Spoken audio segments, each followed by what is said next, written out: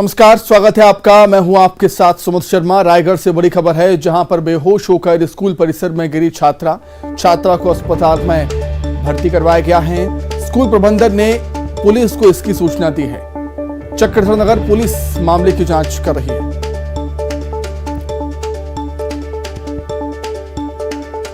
रायगढ़ से खबर आपको बता रहे हैं, जहां पर स्कूल परिसर में बेहोश होकर छात्रा गिर गई।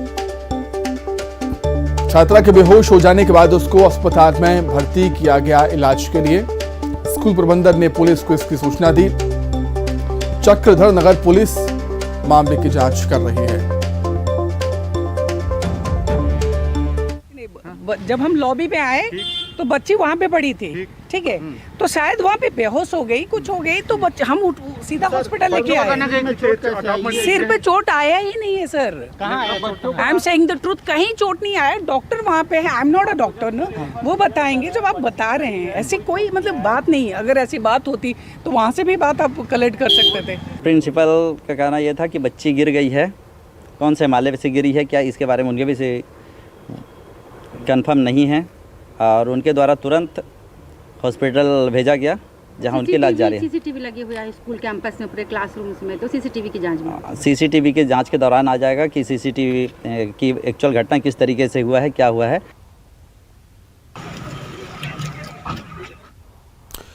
अधिक जानकारी के लिए हम बातचीत करेंगे। संवाददाता हरपाल सिंह हमारे साथ जुड़ गए हैं फोन पर। हरपाल, सीसीटीवी फुटेज और डॉक्टर्स का क्या कुछ कहना है? अब ये दो चीजें काफी मायने रखती हैं इस केस में। जो छात्रा है उनको खतरे से बाहर नहीं बता पा रहे हैं।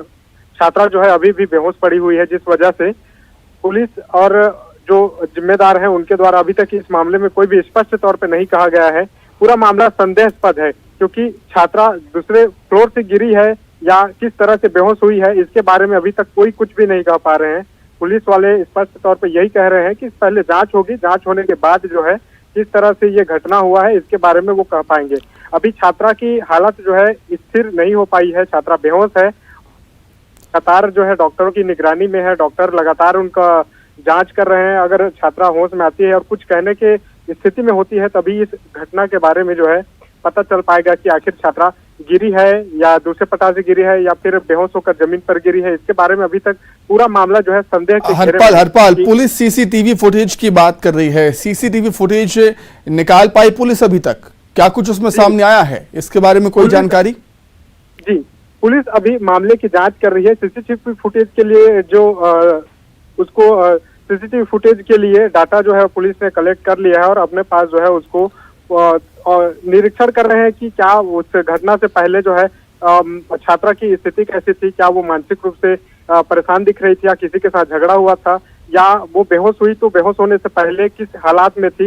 इन सब के बारे में सीसीटीवी के लिए डीवीआर जो है उसको पुलिस ने कब्जे में ले लिया है, लेकिन अभी भी पुलिस ने खुलासा नहीं किया है कि स्थिति ऐसे क्यों हुई कि छात्रा बेहोश हो गई। ठीक है हरपाल, बहुत शुक्रिया आपका तमाम जानकारी के लिए। मध्य प्रदेश से बड़ी खबर है, 3 साल बाद भी आरटीई की राशि भुगतान नहीं हुई। निजी स्कूल आरटीई की जेड के भुगतान के इंतजार में हैं। 2020-21 से नहीं हुआ है निजी स्कूलों को भुगतान। 229 करोड़ रुपए की आरटीई की राशि का भुगतान अभी होना है। 30 जिलों के 90,000 से ज्यादा बच्चों का अटका हुआ है भुगतान। निजी स्कूल एसोसिएशन के प्रदेश अध्यक्ष अजीत सिंह का कहना है कि लंबे समय से राशि के भुगतान की मांग कर रहे हैं। जल्द ही भुगतान ना होने पर निजी स्कूल संचालक करेंगे राज्य शिक्षा केंद्र का घेराव। करीब 229 करोड़ की राशि का भुगतान अभी नहीं हुआ है। 2020-21 का 21-22 चला गया, 22-23 चल रहा है। 3 वर्ष हो गए। लाखों बच्चे ऐसे हैं जो 17-18 के हैं, उनका भुगतान नहीं हुआ है। राज्य शिक्षा केंद्र के जो कमिश्नर वो कहते हैं हम इनका भुगतान नहीं करेंगे। तो अगर उनको भुगतान नहीं करना तो एक पत्र जारी करें कि हम इन बच्चों का भुगतान नहीं करेंगे, और यदि ये नहीं मानेंगे तो हम लोग निश्चित रूप से राज्य शिक्षा केंद्र का अब घेराव करेंगे। 10 तारीख को हमारी बैठक है। 10 तारीख को प्रदेश के लोग आ रहे हैं। हम लोग रणनीति बना के राज्य शिक्षा केंद्र के तानाशाही के विरुद्ध अभी अधिक जानकारी के लिए बातचीत करेंगे संवाददाता रंजना दुबे जुड़ी हुई हैं फोन पर। रंजना, एक बड़ा अमाउंट है 229 करोड़ रुपए जिसका भुगतान नहीं हुआ है, क्या कुछ और जानकारी? जिस समय बिल्कुल, क्योंकि प्रदेश भर में 30 जिलों के कई ऐसे स्कूल हैं जिनको 3 सालों से आरटीई की राशि का भुगतान नहीं हुआ है और लगातार राज्य शिक्षा केंद्र में इस बात को लेकर जो शिकायत है वो दर्ज भी हो रही है। हालांकि इससे पहले जो राज्य शिक्षा केंद्र के संचालक हैं उनकी तरफ से यही कहा गया था कि पूरे जो प्रकरण है उसको लेकर जो जांच पड़ताल है वो की जा रही है, जिसके बाद ही अगर जो बच्चे हैं उनकी संख्या सही पाई गई, उनके दस्तावेज सही पाए गए तो राशि का भुगतान जल्द से जल्द कर दिया जाएगा।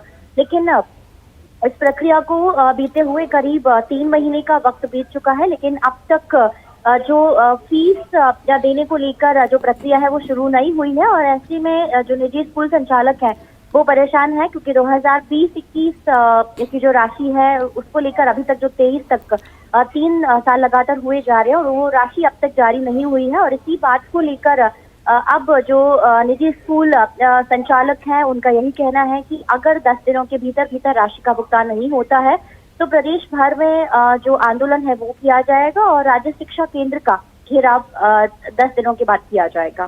सुमित, ठीक है रंजना, बहुत धन्यवाद आपका तमाम जानकारी के लिए। भोपाल से बड़ी खबर है जहां पर माखनलाल चतुर्वेदी विश्वविद्यालय में 2 गुट आपस में भिड़ गए हैं। एमसीयू में 2 गुटों में विवाद हो गया, छात्रों के बीच कैंपस के अंदर जमकर मारपीट हुई। एक गुट ने दूसरे गुट पर हमला कर दिया, एक गुट के स्टूडेंट ने लड़की को थप्पड़ मार दिया है। शिकायत दर्ज कराने एमपी नगर थाने पहुंचे हैं छात्र। अधिक जानकारी के लिए हम बातचीत करेंगे, संवाददाता जितेंद्र शर्मा जुड़ गए हैं फोन पर। जितेंद्र, क्या कुछ जानकारी है, विवाद की वजह क्या है आखिरकार? अगर बात करें तो छात्राओं के आपस में कुछ विवाद हुआ। एक छात्र को किसी जो छात्र के द्वारा तमाचा मारा गया, जिसके बाद हंगामा हुआ, काफी 2 गुटों में जमकर मारपीट हुई और ये हंगामा बढ़ते बढ़ते थाने तक पहुंच गया। हालांकि अभी पूरे मामला दोनों ही पक्षों की तरफ से मामला दर्ज नहीं करा गया, मगर कह सकते हैं कि ये माखनलाल यूनिवर्सिटी का पूरा कैंपस है जहाँ पर बड़ी संख्या में छात्र आपस में लड़ते भिड़ते झगड़ते आए।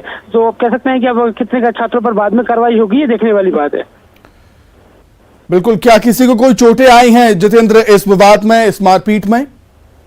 सुमित, देखिए, ये माखनलाल यूनिवर्सिटी एक देश का प्रतिष्ठित संस्थान है। यहाँ पर बड़ी संख्या में छात्र दूर दराज से पढ़ने आते हैं, मगर जब लड़ाई झगड़े का रूप लिया तो लोगों ने लाठी डंडे निकालकर आपस में झगड़ा किया, उनमें कई लोगों को चोट भी आया, घायल भी हुए।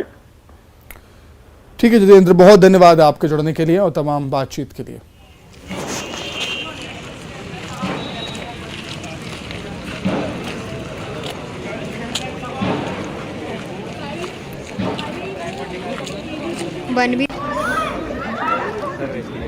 ऋतुका को बुलाओ, ऋतुका को पीछे बुलाओ। बलरामपुर से बड़ी खबर है जहां पर नक्सलियों के बीच नक्सलियों के खिलाफ बड़ी कार्रवाई हुई है। भारी मात्रा में विस्फोटक बरामद हुआ, हथियारों का जखीरा बरामद हुआ है। 90 से अधिक आईईडी, सिलेंडर बम, चाइनीज बम बरामद हुए हैं। बूढ़ा पहाड़ के जोगपानी और लातेहार से बरामदगी हुई है। नक्सलियों के खिलाफ पुलिस की यह बड़ी कामयाबी कही जा रही है। झारखंड और छत्तीसगढ़ पुलिस का ये ज्वाइंट ऑपरेशन। माने जाने वाले बूढ़ा पहाड़ में लगातार उनके डंप्स बरामद किए जा रहे हैं फोर्सेस के द्वारा। इसमें झारखंड पुलिस और कोबरा सीआरपीएफ को एक और बड़ी सफलता अभी मिली है, जिसमें उनके द्वारा बहुत बड़ा जखीरा एक आईडीज का और बम्स का उनके द्वारा बरामद किया गया है और एक बहुत बड़ी सफलता पुलिस। तो बलरामपुर से खबर, नक्सलियों के खिलाफ बड़ी कार्रवाई है। अधिक जानकारी के लिए हम बातचीत करेंगे, संवाददाता सूरज हमारे साथ जुड़े हुए हैं फोन पर। सूरज, इन्हीं बमों का इस्तेमाल जो नक्सली हैं वो सुरक्षा बलों को, जवानों को नुकसान पहुंचाने के लिए किया करते हैं। 90 से ज्यादा बम बरामद हुए, बड़ी यहां पर लीड कह सकते हैं हम और सफलता कह सकते हैं पुलिस के लिए। जी सुमित, मैं बता दूं कि बलरामपुर और छत्तीसगढ़ झारखंड की सीमा पर बसे बूढ़ा पहाड़ पर लगातार पुलिस की कार्रवाई चल रही है। पुलिस की कार्रवाई में पुलिस को लगातार सफलता मिल रही है। पूर्व में भी पुलिस ने जो कार्रवाई की थी उसमें भी बड़ी संख्या में चाइनीज हथियार तक उन्हें बरामद हुई थी, जहां आज एक बड़ी कामयाबी पुलिस को मिली है। पुलिस छत्तीसगढ़ के बलरामपुर और झारखंड की सीमा से लगातार बूढ़ा पहाड़ की ओर गश्त किए जा रहे हैं, सर्चिंग किए जा रहे हैं, संयुक्त ऑपरेशन भी चलाए जा रहे हैं, जिसकी वजह से पुलिस को लगातार कामयाबी मिल रही है। वहीं बूढ़ा पहाड़ के समीप संयुक्त कैंप भी स्थापित कर दिए गए हैं। अस्थायी रूप से ही है, लेकिन पुलिस लगातार वहां डटी हुई है और लगातार कार्रवाई कर रही है। अगर कार्रवाई जो हो रही है उसमें लगातार पुलिस को सफलता मिल रही है, जहां आज 90 से ज्यादा आईडी बम बरामद हुए हैं, जिसमें चाइनीज भी सामग्री बरामद की गई है। पुलिस का मानना है कि जिस तरीके से जखीरा को छुपा कर रखा गया था, कहीं ना कहीं पुलिस को बड़ा नुकसान हो सकता था, लेकिन पुलिस की सतर्कता की वजह से इतनी बड़ी सफलता मिली है। पुलिस लगातार पहाड़ी क्षेत्रों में आसपास जगहों पर सर्चिंग कर रही है और नक्सलियों को खदेड़ने के खिलाफ अभियान चलाकर कार्रवाई कर रही है। जी, निश्चित तौर पर एक बड़ी कामयाबी है पुलिस को कि 90 से ज्यादा आईईडी बम, चाइनीज बम यहां पर मिले हैं। बहुत धन्यवाद सूरज आपका जुड़ने के लिए और तमाम बातचीत के लिए। आगे बढ़ेंगे। सुकमा के एल्मा गुंडा में जवानों को निशाना बनाने के लिए नक्सलियों ने आईईडी बम प्लांट किया था, लेकिन सतर्क कोबरा बटालियन के जवानों ने सर्चिंग के दौरान आईईडी बम को खोज निकाला और उसे समय रहते डिफ्यूज कर दिया, जिससे नक्सलियों की जो मंशा थी, मंसूबे थे, वो कामयाब नहीं हुए। सुकमा में लगातार चल रही है जवानों की सर्चिंग और इसके चलते लाल आतंक बैकफुट पर है। वहीं गांव वाले भी नक्सलियों का साथ देने से अब कतराने लगे हैं। ऐसे में नक्सली अपनी उपस्थिति दर्ज कराने के लिए और जवानों को नुकसान पहुंचाने के लिए जंगल में कई जगह आईईडी बम प्लांट करते हैं, लेकिन उनकी कोशिश हर बार नाकाम साबित हो रही है।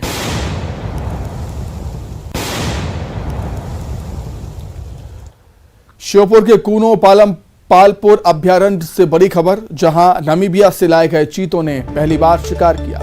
जिन चीतों ने चीतल का शिकार किया है उन्हें 5 नवंबर की देर रात बड़े बाड़े में रिलीज किया गया था और रिलीज होने के 48 घंटे बाद दोनों ने चीतल का शिकार किया। हम आपको बता दें कि पिछले 17 सितंबर को नामीबिया से कूनो पालपुर अभ्यारण्य में 8 चीते लाए गए। डीएफओ ने इनके शिकार पर खुशी जाहिर की। खुशी की बात है कि आज ही हमारी जो मॉनिटरिंग टीम गई थी तो आज चीतों ने वाइल्ड में शिकार किया है, चीतल का शिकार किया है दोनों ने मिल करके, और ये काफ़ी सभी के लिए बड़ी राहत भरी बात भी है कि यहाँ पर भारत में आकर के वो अपना नेचुरल प्रे शुरू कर दिया उन्होंने लेना।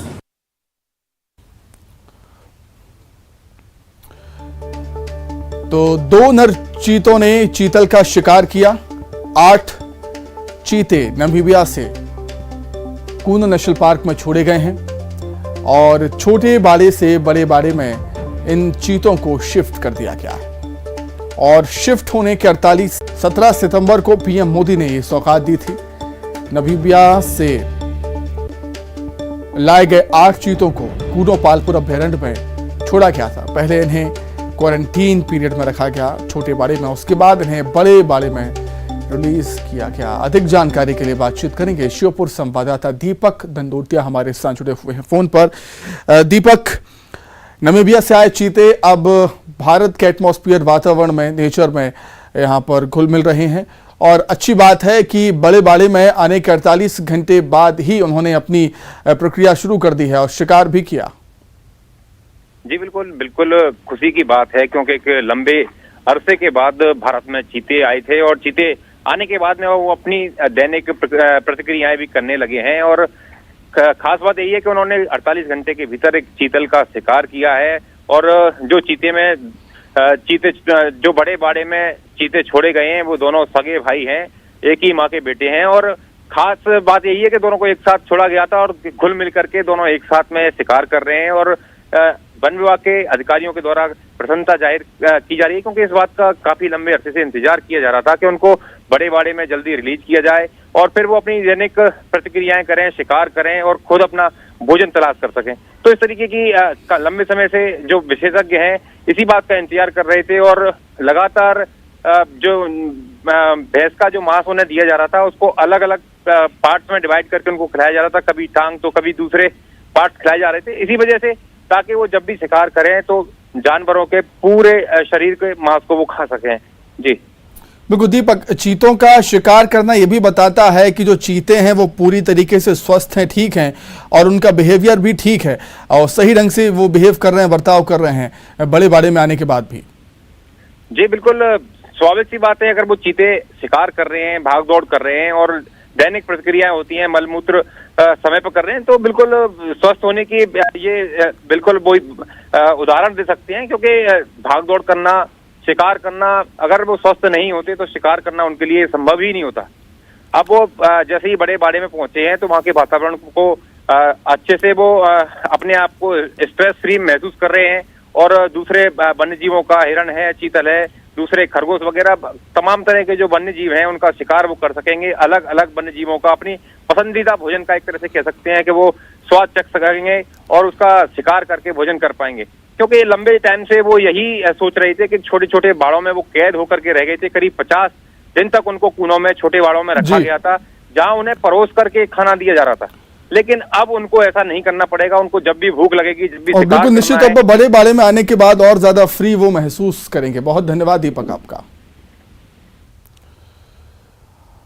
आगे बढ़ते हैं। श्योपुर में भाजपा नेताओं की शिकायत के बाद विजयपुर के जनपद सीईओ बलवीर सिंह कुशवाहा को निलंबित कर दिया। आपको बता दें कि 3 नवंबर को विजयपुर जनपद पंचायत में पदस्थ 2 समन्वयकों ने बीजेपी के जिला महामंत्री गुड्डू उर्फ अरविंद जादौन पर मारपीट करने और धमकाने का आरोप लगाया था। विजयपुर के जनपद सीईओ बलवीर सिंह कुशवाहा ने उन कर्मचारियों के साथ कलेक्टर शिवम वर्मा और विजयपुर पुलिस थाने पर पहुंचकर शिकायत की थी। इसके 2 दिन बाद बीजेपी नेता और कुछ सरपंचों ने सीईओ बलवीर कुशवाहा पर निर्माण कार्य में 40% कमीशन लेने के आरोप लगाए, जिसकी शिकायत एसडीएम और विजयपुर पुलिस थाने में की गई थी। इसे लेकर सरकार ने सीईओ बलवीर कुशवाहा को निलंबित कर दिया।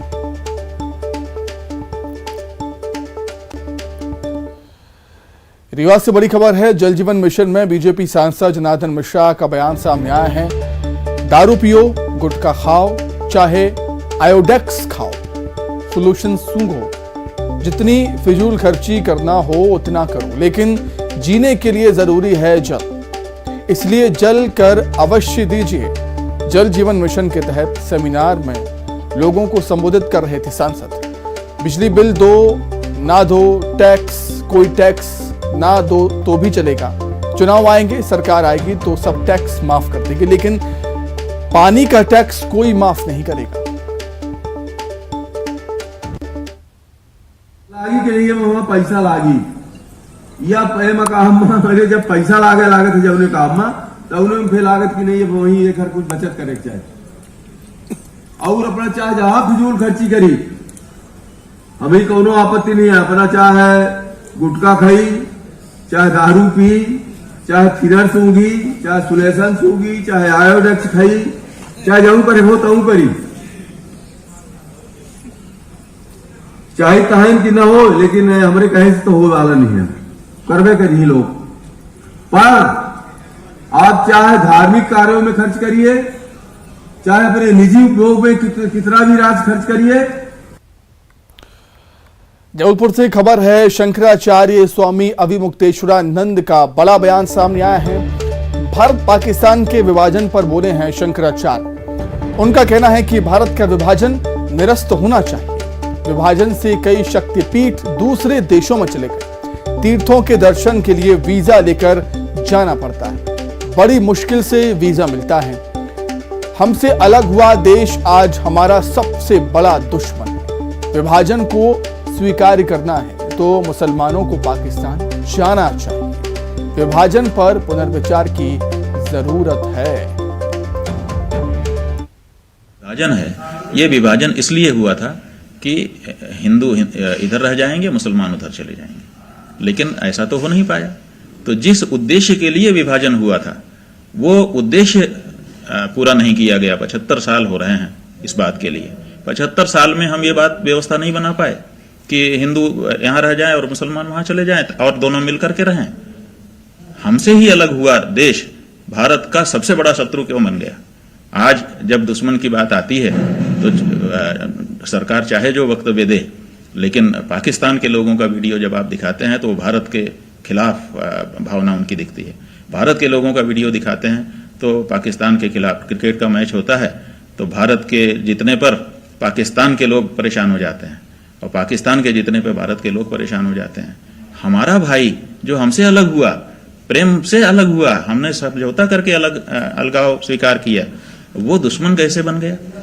तो दुश्मन इसीलिए बन गया क्योंकि ये राजनीतिक मामला हो गया। पाकिस्तान मुसलमान ले लिया, पाकिस्तान बनाकर मुसलमानों ने पाकिस्तान ले लिया और भारत में भी जहां के तहां रह गए। तो अगर विभाजन को स्वीकार करना है तो मुसलमानों को पाकिस्तान में जाना चाहिए।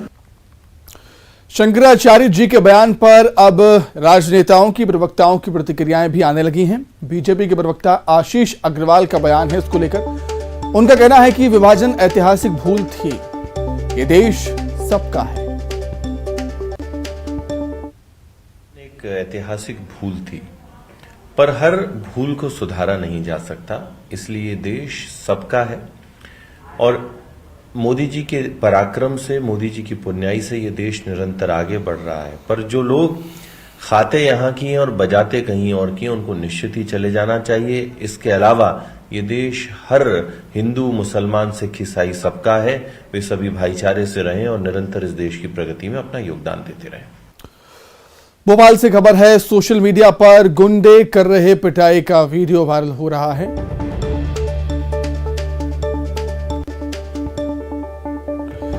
और सोशल मीडिया पर पिटाई का वीडियो वायरल कर गुंडे अपना आतंक फैला रहे हैं। दूसरे गैंग के लोगों की पिटाई का वीडियो वायरल हुआ है। शिकायत के बाद पुलिस ने केस दर्ज किया। भोपाल में कई गैंग वर्तमान में सक्रिय।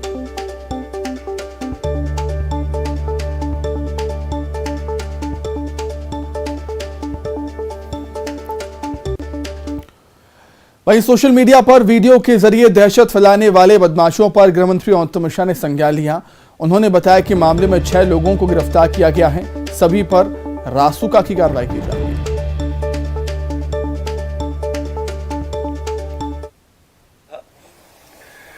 कल वाले वीडियो पर 6 लोगों को गिरफ्तार कर भी लिया है और इन पर अब सख्त कार्रवाई करने का विचार है। जो प्रमुख हैं उसमें उन पर रासुका की भी कार्रवाई कर रहे हैं और इस तरह की पुनरावृत्ति न हो,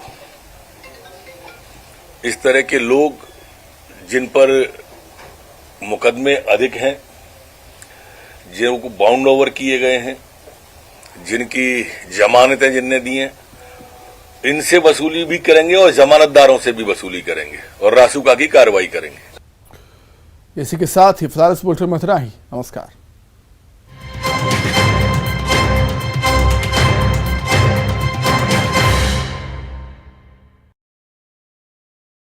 बीजेपी नेता के बेटे